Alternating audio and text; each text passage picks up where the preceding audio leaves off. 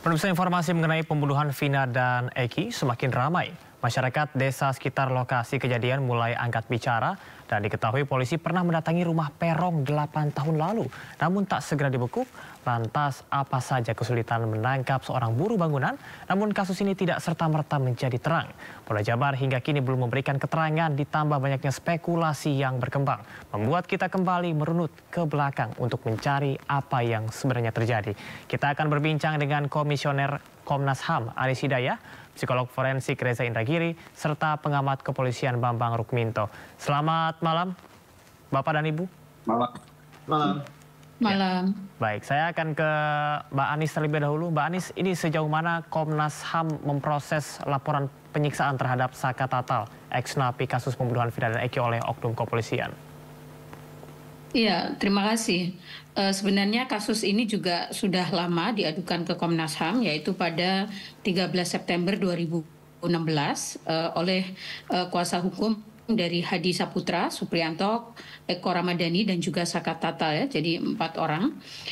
Pada saat itu, pada tahun 2016, isu yang diadukan itu mengenai dugaan penghalangan bertemu dengan keluarga dan kuasa hukum, kemudian pemaksaan pengakuan sebagai pelaku, serta dugaan adanya penyiksaan selama proses pemeriksaan.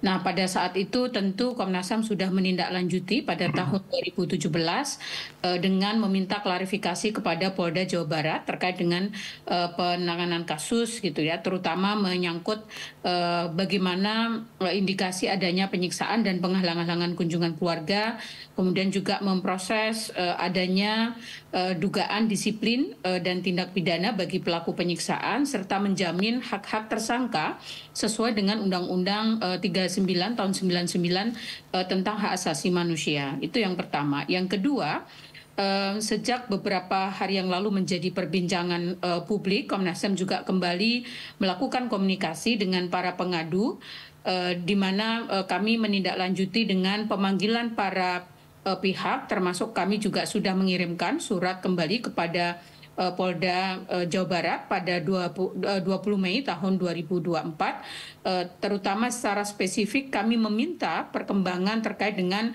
pencarian 3 orang yang saat itu sebenarnya sudah ditetapkan sebagai DPO gitu ya, dalam pembunuhan saudara Eki dan saudari Vina. Kemudian kami juga meminta keterangan tindak lanjut terkait dengan proses hukum terhadap 3 orang yang saat itu sudah ditetapkan sebagai DPO, dan bagaimana kami juga meminta informasi dan memastikan bahwa perlindungan dan pemenuhan hak atas keadilan dan kepastian hukum terhadap keluarga korban. Jadi itu sementara beberapa perkembangan yang bisa disampaikan dan apa-apa yang sudah dilakukan oleh Komnas. Baik, Mbak Anis, ini disebutkan oleh Saka Tatal yang saat ini sudah bebas bahwasanya dirinya tidak ada di lokasi pada saat kejadian, namun diharuskan untuk mengaku karena dipukuli dan juga disetrum. Apakah hal ini merupakan salah satu cara yang bisa dimaklumi dalam penyelidikan atau pelanggaran HAM? Tentu tidak bisa, karena Indonesia sudah meratifikasi konvensi CAT, konvensi anti penyiksaan, pada tahun 1998 yang lalu, dan sudah menjadi legislasi nasional gitu ya, sehingga aparat penegak hukum terikat pada hukum nasional kita, di mana tidak boleh ada penyiksaan, terutama yang sering terjadi adalah dalam proses pemeriksaan oleh aparat kepolisian, dan juga penyiksaan selama berada di tahanan gitu. Sehingga atas laporan tersebut memang Komnas HAM sudah meminta keterangan kembali ada Saka Tatal, dan secara detail kami belum bisa menyampaikan informasinya karena masih dalam proses pemeriksaan. Baik, Mbak Anis, artinya agenda terdekat yang akan dilakukan Komnas HAM apakah akan memanggil pihak-pihak terkait atau bagaimana, Mbak? Iya, dalam waktu dekat kami akan memanggil kembali para pihak terkait, dan sebenarnya beberapa hari kemarin juga sudah melakukan pemanggilan para saksi gitu ya, yang kami tidak bisa sebutkan namanya satu persatu.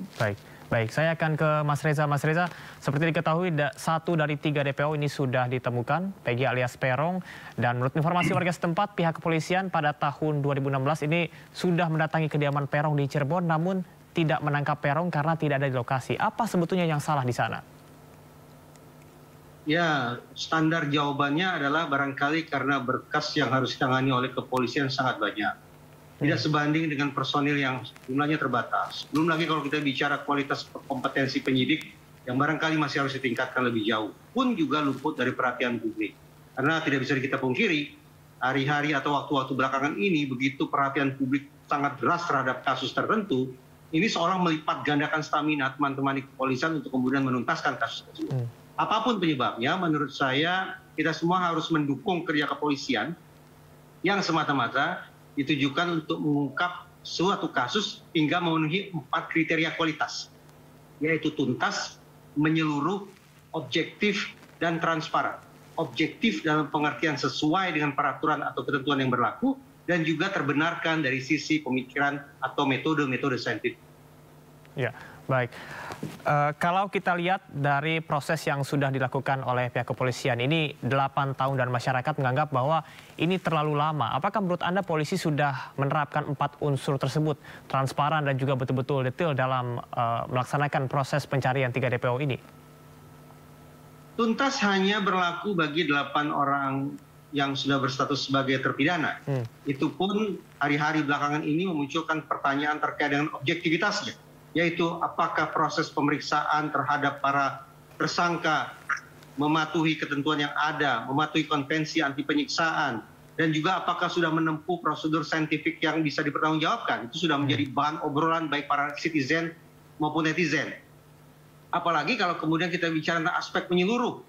Fakta bahwa ada 3 atau 4 orang yang disebut-sebut sebagai DPO ini menunjukkan bahwa memang belum menyeluruh pihak-pihak yang kemudian dibawa ke ranah hukum, terlepas apakah nantinya divonis bersalah atau tidak bersalah. Baik. Demikian pula pada aspek transparansi. Bagaimana kemudian masyarakat menuntut adanya penjelasan dari pihak kepolisian seiring dengan munculnya anggapan-anggapan tentang loopholes, tentang kelemahan-kelemahan dalam proses penegakan hukum. Baik itu indikasi penggunaan kekerasan selama interogasi, kemudian terkait dengan perkosaan yang barangkali masih membutuhkan pengujian lebih lanjut, dan juga terkait dengan pertanyaan benar atau tidak sesungguhnya sudah terjadi pembunuhan pada peristiwa ini, ataukah kematian 2 orang korban disebabkan oleh penyebab selain pembunuhan. Baik, saya akan ke Mas Bambang. Mas Bambang, dari apa yang disampaikan oleh Mas Reza bahwasanya ada beberapa hal yang sepertinya perlu ditingkatkan begitu bagaimana polisi bekerja. Dan Anda juga menyebutkan perlu adanya audit investigasi yang dilakukan. Seperti apa? Ya, ini kan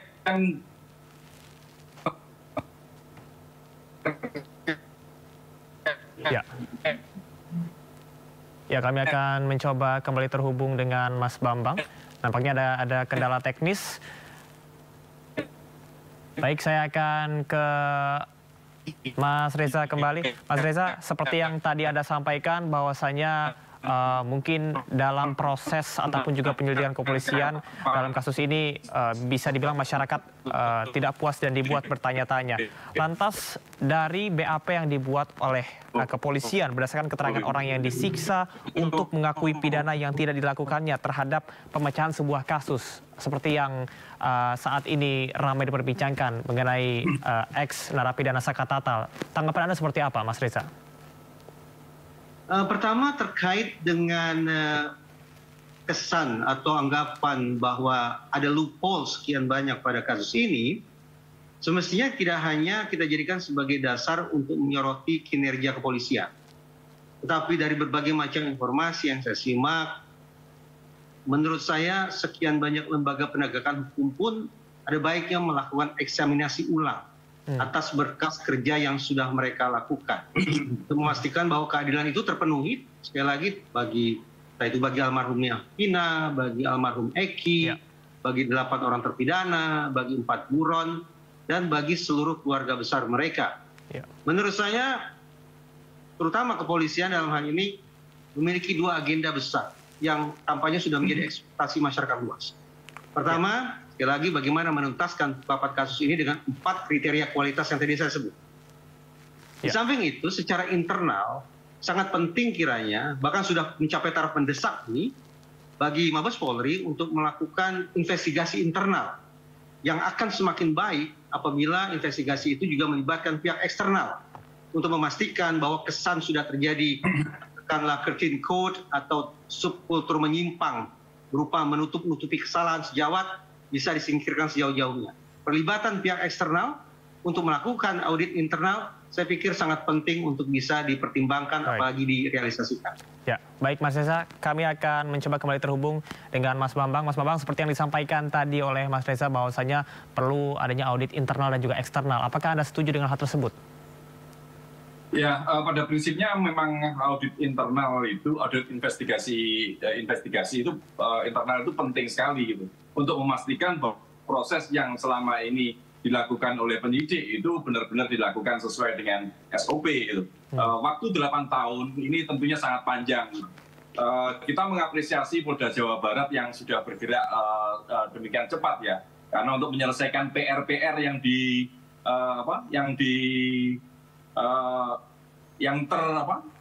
terhenti yang dilakukan oleh pendahulunya. Berapa Kapolres, berapa Kapolda yang ternyata tidak menyelesaikan kasus ini dengan tuntas itu. Penangkapan 1 DPO kemarin tentu juga masih membuat pertanyaan di publik terkait apakah benar yang terjadi pelaku tersebut adalah pelaku yang sebenarnya atau bukan. Gitu.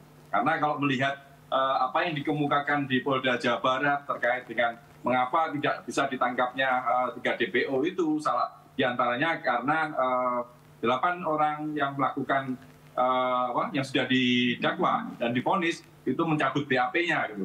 Artinya tidak ada bukti-bukti yang kuat terkait dengan peran mereka dalam melakukan pembunuhan ataupun kekerasan seksual yang terjadi 8 tahun yang lalu gitu.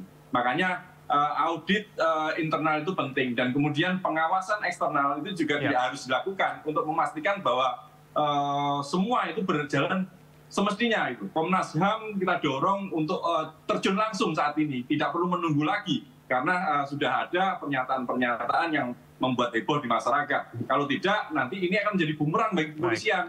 Apakah kepolisian ini bekerja sudah dengan benar, atau kembali lagi membuat kesalahan-kesalahan yang serupa yang kemudian digugat oleh para terpidana dalam kasus ini, seperti itu. Ini kan tentu sangat disayangkan sekali, begitu Mas. Ya, baik, saya akan kembali ke Mas Reza. Mas Reza, jika memang terjadi salah tangkap dari 1 ex narapidana, apakah akan membatalkan keseluruhan kasus? Ya, mekanismenya menurut saya tak lain adalah lewat peninjauan kembali. Kita tentu teringat kasus legendaris yang sudah tercatat sebagai sebuah presiden bagi diadakannya mekanisme peninjauan kembali, yaitu kasus Sengkon dan Karta. Kasus itu sekedar untuk mengingatkan publik adalah ketika 2 orang divonis bersalah karena sudah melakukan pembunuhan. Kasusnya sudah berakhir, putusan sudah inkrah, 2 orang Sengkon Karta masuk ke dalam bui. Tapi kemudian ada orang lain yang terketuk hati nuraninya, kemudian mendatangi kantor polisi dan membuat pengakuan yang luar biasa mengejutkan bahwa dialah sesungguhnya yang melakukan aksi pembunuhan itu. Nah, kalau kita belajar dari kasus Sengkon dan Karta, maka sekali lagi menurut saya mekanisme PK itu yang perlu diperjuangkan oleh para terpidana, sekiranya mereka bersikukuh meyakini bahwa mereka tidak melakukan perbuatan sebagaimana yang sudah didakwakan kepada mereka. Itu satu hal. Tapi yang kedua adalah dengan semangat kerendahan hati, maka menurut saya seluruh lembaga penegakan hukum dalam sistem peradilan pidana kita bisa mengambil prakarsa untuk melakukan eksaminasi, baik secara bersamaan maupun masing-masing. Nah, dilakukannya eksaminasi macam ini merupakan jawaban terhadap ekspektasi publik terkait dengan seberapa jauh sesungguhnya kasus ini sekali lagi sudah ditangani secara tuntas, menyeluruh, objektif, dan transparan. Gestur berupa dilakukannya eksaminasi mudah-mudahan akan bisa menjawab pertanyaan publik sekaligus meningkatkan kepercayaan publik terhadap otoritas penegakan hukum kita.